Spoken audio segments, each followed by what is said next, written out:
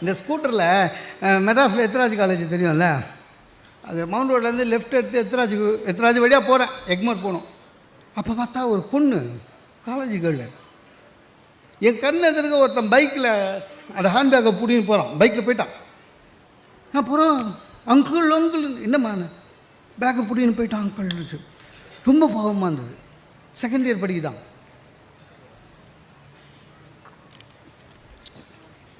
பைக்கில் என்னமா இருக்குதுன்னு நான் நினச்சேன் இது பணங்கன்னு வச்சுருக்க போல இருக்குதுன்னு. ஆக்சுவலாக அந்த பொண்ணு காலேஜ் ஐடி கார்டு உள்ளே இருக்குது, புக்ஸு உள்ளே இருக்குது, பர்ஸு உள்ளே இருக்குது, லைப்ரரி கார்டு உள்ளே இருக்குது. அந்த பொண்ணு அதுக்கெல்லாம் கவலைப்படல. என் மொபைல் போயிடுச்சு சார் அங்கிள், என் மொபைல் எடுத்து போயிட்டான்ச்சு. நான் சொன்னேன், நான் கவலைப்படாத, இப்போல்லாம் போலீஸில் ஜிபிஎஸில் கண்டுபிடிச்சிடுவாங்க, நீ வா ஸ்டேஷனில் போய் கம்ப்ளைண்ட் கொடுக்கலான்னு. நல்லது செய்கிறேன்னு ஸ்டேஷனுக்கு போனேன். என் கெட்ட நேரம் அந்த இன்ஸ்பெக்டருக்கு என்ன தெரியல. இந்த பொண்ணு போச்சு, சார் நான் என்ன இந்த அம்மா காலேஜ் படிக்கிறாங்க, ஒரு பையன் பைக்கில் தூக்கின்னு போயிட்டான் அப்படின்னு நான் சொல்கிறேன்.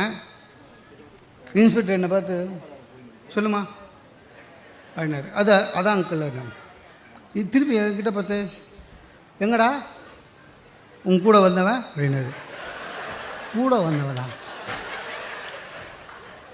அந்த பொண்ணு சொல்லுது, நோ சார், இது எல்லாம் கூட்டுக்கலவானிங்க. 2 பயப்பில் வருவான், ஒருத்தன் பையன் தூக்குவான், இன்னொருத்தன் கூடவே இருந்து அங்கே என்ன நடக்குதுன்னு பார்த்துட்டு அவனுக்கு இன்ஃபர்மேஷன் கொடுப்பான், அப்புறம் போய் பிரிச்சுப்பானுங்கண்ணா. சார் அவ்வளோ நேரம் பேக்கெட்டில் ஸ்டைலாக கை விட்டுருந்தான் சார், அவர் இந்த சொன்னவனு கை கட்டிட்டார். அரை ஆச்சு சார். வேலையை பார்த்து நான் எக்மோருக்கு போயிருக்கலாம். ஆனால் இன்ஸ்பெக்டர் இன்னொன்று கேட்டார், என்ன அதுக்கு என்னால் பதில் சொல்ல முடியல. நீ இவ்வளோ பேசுகிறிய, என்னமோ பெரு சேவை செய்கிறேன்னு, இதே ஒரு கேள்வி பைய தூக்கின்மை தான் வந்துருப்பேன். எனக்கே சந்தேகம் வந்துச்சு, அவள் உள்ளில் போயிருப்பாள். கட்சியில் அந்த பொண்ணு ரெக்கமெண்டேஷனில் வெளில வந்தேன்.